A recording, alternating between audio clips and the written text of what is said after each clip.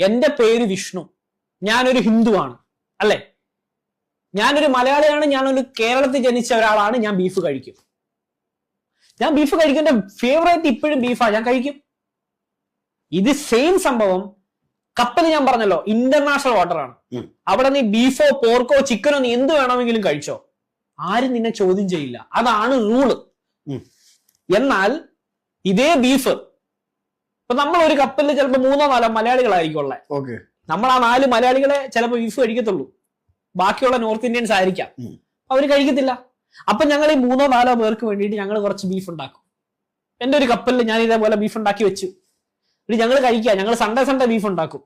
കുക്കും ഉണ്ടാക്കൂല കേട്ടോ, chief കുക്കും beef കൈകൊണ്ട് തൊടില്ല.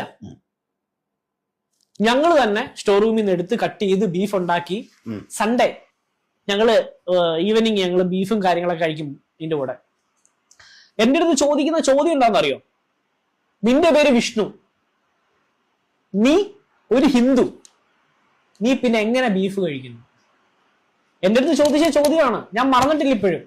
കാരണം അപ്പൊ ഞാൻ പറഞ്ഞിട്ടൊരു ഒറ്റ കാര്യമുള്ളൂ, ഞാൻ എന്ത് കഴിക്കണം, ഞാൻ എങ്ങനെ ജീവിക്കണം എന്ന് ചിന്തിക്കേണ്ടത് ഞാനാണ്, ചിന്തിക്കുന്നത് ഞാനാണ്, കഴിക്കുന്നത് ഞാനാണ്. നിന്റെ പ്ലേറ്റിൽ എന്താണോ അത് നീ കഴിക്കുക. എന്റെ പ്ലേറ്റിലേക്ക് നോക്കി നീ ഇത് കഴിക്കരുത് എന്ന് പറയാൻ ഒരു അധികാരവും നിനക്കില്ല.